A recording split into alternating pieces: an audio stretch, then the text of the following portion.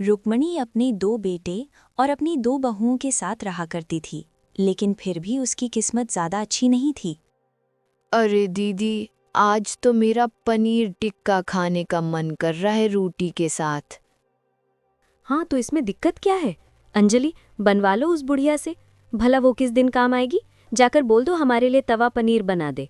हाँ, वैसे मानना पड़ेगा, ये बुढ़िया खाना बहुत ही स्वादिष्ट बनाती है। मैंने उसके हाथ का बहुत सारा खाना खाया है, खाकर काफ़ी अच्छा लगता है। ठीक है, अभी बनवा लेती हूँ। बुढ़िया, ओ बुढ़िया, इधर आ। क्या हुआ बहू? पोछा लगा रही थी, क्यों बुलाया? ए बुढ़िया, तुझसे अब तक घर का काम नहीं हुआ? बेटा, अभी कर तो रही हूँ। अरे जल्दी जल्दी हाथ चला, मेरे पेट में तो चूहे दौड़ने लगे हैं। मुझे खाना भी तो खाना है, उसके बाद मुझे काम से बाहर भी जाना है। अच्छा ठीक है, मैं पहले तुम्हारे लिए खाना ही बना देती हूँ। रुक्मणी घर की साफ सफाई कर रही थी और वो उस काम को छोड़कर रसोई की तरफ खाना बनाने जा रही होती है। तभी जानवी उसे रोकते हुए कहती है, अरे बुढ़िया, पहले ये तो सुन ले कि बनाना क्या है। मेरा आज पनीर टिक्का रोटी खाने का बहुत मन है, इसलिए मेरे लिए पनीर टिक्का बना दे। मैंने सुना है तू खाना बहुत अच्छा बनाती है, देखते हैं आज हम भी तेरे हाथों का खाना खाकर। अब रुक्मणी रसोई में जाती है और खाने में पनीर टिक्का बनाती है। फिर वो खाना बनाकर सभी को खाना परोसती है। मैंने कहा था ना, ये बहुत स्वादिष्ट खाना बनाती है। देखा, सच में मजा ही आ जाएगा। हाँ दीदी, आपने तो सही कहा था। ये किसी रेस्टोरेंट के खाने से भी ज्यादा अच्छा लग रहा है, जिसे किसी 5 स्टार रेस्टोरेंट के शेफ ने बनाया है। दोनों बहुएं बड़े मजे से खाना खाती हैं और खाना खाने के बाद उससे कहती हैं, ए बुढ़िया, तू जल्दी से सारे बर्तन धो दे, हम बाहर जा रहे हैं।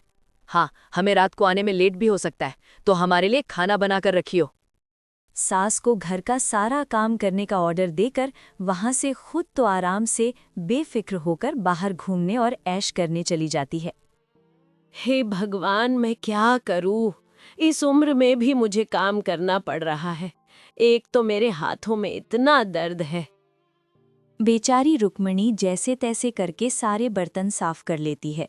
उसके बाद घर का सारा काम खत्म करके थोड़ी देर आराम करने के लिए लेट जाती है। इस तरह शाम हो जाती है। अजी, आ गए आप? हाँ, खाना लगा दो। फिर कुछ देर बाद रुक्मणी सबके लिए रसोई से खाना लेकर आती है। बेटा, तुम आ गए। आज का दिन कैसा रहा? क्या हम आए हुए नहीं दिख रहे आपको? यहाँ क्या हमारा भूत खड़ा है? अब अगर सवाल जवाब पूरे हो गए हैं तो हमारे लिए भी परोस दो, बहुत जोर की भूख लगी है। रुक्मणी चुप हो जाती है। इस बात से वो अच्छे से वाकिफ थी कि इस घर में किसी को भी उसके आंसुओं से कोई फर्क नहीं पड़ता और ना ही किसी को उसकी कद्र है।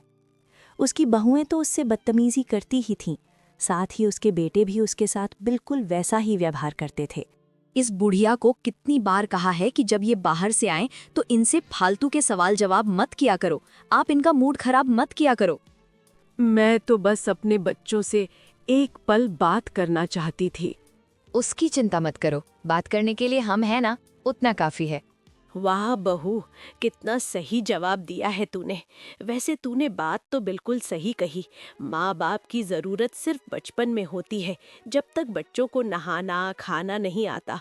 और जैसे ही बच्चे बड़े हो जाते हैं और सब काम खुद करने लगते हैं, उन्हें माँ बाप की ज़रूरत नहीं होती। वो उन्हें लात मारकर अपनी ज़िंदगी से भगा देते हैं। देखो, अब फिर से अपना ज्ञान देना शुरू मत करो। नहीं, ज्ञान भी इंसानों को दिया जाता है, तुम जैसे जल्लादों को नहीं। ये सुनकर जानवी जोर जोर से रोने का बहाना करती है। देखा जी आपने, देखा ये हमसे कैसी बातें कर रही हैं। माँ, रुला दिया ना तुमने इस बेचारी को। अरे क्या तुमसे शांति से नहीं रहा जाता? क्यों हमारे हर रोज घर में झगड़ा करवाती हो? वाह बेटा, कितनी अच्छी बात कही है तूने। तुझे अपनी बीवी के मगरमच्छ के आंसू तो नजर आ गए, लेकिन अपनी माँ का दुख नजर नहीं आया। तुम लोग मेरे साथ इतने दिनों से कितना बुरा व्यवहार कर रहे हो। क्या मैंने कभी कुछ कहा? मैंने चुपचाप तुम्हारे सभी जुल्म सहे। जब से तुम्हारी पत्नी आई है, तुमने मुझसे ढंग से 2 घड़ी बैठकर बात तक नहीं की।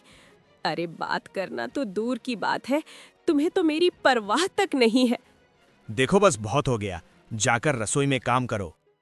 और तुम्हें इस घर में रख रहे हैं वही बहुत बड़ी बात है, वरना देखो दुनिया की बूढ़ी बुढ़िया ऐसे रास्तों पर पड़े रहते हैं। वैसे तुझे शर्म तो नहीं आई होगी ये बात बोलने से पहले? अगर तेरे भैया भाभी तेरी माँ के साथ ऐसा व्यवहार करे तो तुझे कैसा लगेगा? अरे किसी की हिम्मत है हमारी माँ के साथ कोई ऐसा व्यवहार कर दे? देखा बेटा, सबको अपनी जान ही प्यारी होती है, बस लेकिन दूसरों की भावनाओं की कद्र किसी को नहीं। लेकिन अब बस बहुत हुआ, मैं इस घर में और एक पल नहीं रहूंगी। तुम लोगों ने पहले ही मेरा बहुत फायदा उठा लिया। बचपन में बच्चों को पैसों की, समय पर खाने की और उनके काम करवाने की ज़रूरत होती है, इसलिए माँ बाप तब उन्हें बुरा नहीं लगते। लेकिन ज़रूरत खत्म होने पर ही, फ़ायदा खत्म होते ही माँ बाप को लात मार देते हैं। मैं अभी इसी वक्त इस घर को छोड़कर जा रही हूँ। जाओ जाओ, कहाँ जाओगी? हम भी देखते हैं। अरे इस घर में रहने के लिए छत और खाने के लिए खाना तो मिल रहा है कम से कम।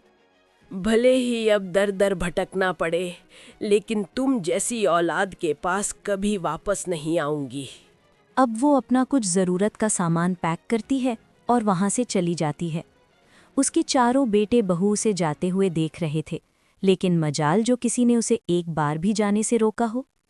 अब वो बेचारी अपने बुढ़ापे में बिल्कुल अकेली हो गई थी और इस तरह सड़क पर अकेली इधर उधर भटक रही थी, वो भी भूखी प्यासी। एक रोज उसकी मौसेरी बहन उसे मिलती है। अरे रुक्मणी, तुम कहाँ जा रही हो और ये क्या हाल बना रखा है?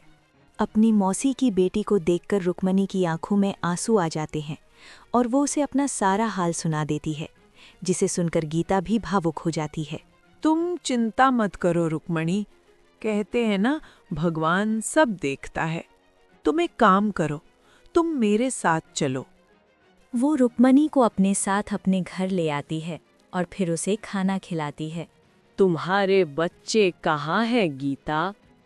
कुछ सालों पहले मेरे बेटे बहू ने भी मुझे घर से निकाल दिया था। ये बच्चे ऐसा ही करते हैं, जब इन्हें माँ बाप की ज़रूरत ख़त्म हो जाती है तो उन्हें लात मारकर अपनी ज़िंदगी से निकाल देते हैं। हाँ, लेकिन मुझे जब घर से निकाला तब मैं थोड़ी जवान थी और उस समय मेरे पास मेरी सोने की चैन थी। मैंने उसे बेचकर अपना छोटा सा काम खोल लिया। आज मैं खुद कमाती हूँ और खुद खाती हूँ। अब मुझे कल के पैदा हुए बच्चों की बातें सुननी नहीं पड़ती, वरना उनके साथ रहते हुए मुझे एक रोटी के लिए भी 10 बातें सुननी पड़ती थीं। तुम चिंता मत करो, अब हम दोनों बहनें मिलकर एक साथ अपनी ज़िंदगी बिताएंगे। शुक्र है अब मुझे अकेले नहीं रहना पड़ेगा। अब मेरे साथ कोई है जिससे मैं अपने दिल की बातें कह सकती हूँ। हाँ, वैसे भी हम दोनों अपनी शादी के बाद कभी नहीं मिले। अब हम एक दूसरे से बहुत सारी बातें करेंगे। दोनों बहनों को एक दूसरे का साथ मिल जाता है। फिर अगले दिन सुबह सुबह मैं अपना ठेला लेकर पकौड़े बेचने जा रही हूँ। अच्छा, मैं कह रही थी, क्या मैं भी ये काम शुरू करूं? इससे हम दोनों की ही मदद भी हो जाएगी और दोनों को एक दूसरे का सहारा मिलेगा। हाँ ज़रूर, क्या तुम भी पकौड़े बनाकर बेचोगी? नहीं, मुझे पकोड़े तो अच्छे नहीं बनाने आते, लेकिन हाँ, मेरे हाथ का बना पनीर टिक्का सभी को बहुत पसंद आता है। हाँ, मुझे आज भी उसका स्वाद याद है। तुमसे बेहतर पनीर टिक्का कोई नहीं बना सकता। वाकई वो बहुत स्वादिष्ट होता है। तुम उसे बनाकर बहुत मुनाफा कमा सकती हो। इस तरह दोनों बहनें एक ही ठेले पर पकौड़े और पनीर टिक्का बनाकर बेचतीं, जिससे उन्हें बहुत मुनाफा होता। अब उनकी आर्थिक स्थिति भी काफ़ी ठीक हो गई थी। उन दोनों का ठेला काफ़ी मशहूर था। कई लोग उनकी कहानी ऑनलाइन शेयर करते थे और उन दोनों की कहानी ऑनलाइन काफ़ी मशहूर हो जाती है, जिसे रुक्मणी के बच्चे देख लेते हैं। माँ तो बहुत पैसे कमा रही हैं, हमें उन्हें वापस ले आना चाहिए, इससे हमें भी काफ़ी ज़्यादा फायदा होगा। अब वो लालच में उसके पास पहुंच जाते हैं और चारों नकली आंसू दिखाकर कहते हैं, माँ, हमें माफ कर दो, हमसे गलती हो गई। हमें ऐसा नहीं करना चाहिए था। तुम्हारे बिना घर सूना लगता है। चलो हमारे साथ घर वापस चलो। मैंने कहा था ना, इनके पास जैसे ही वीडियो पहुंचेगी, ये चारों कैसे दौड़े दौड़े मेरे पास आएंगे। नौटंकी वापस लेने आए हैं, लेकिन मेरी कोई औलाद नहीं है। अब चुपचाप से यहाँ से दफा हो जा, नहीं तो पुलिस को बुला लूंगी। उन चारों को उनका जवाब मिल जाता है और वो वहाँ से चले जाते हैं। अब रुक्मणी और गीता दोनों बहनें खुशी खुशी एक दूसरे के साथ रहती हैं।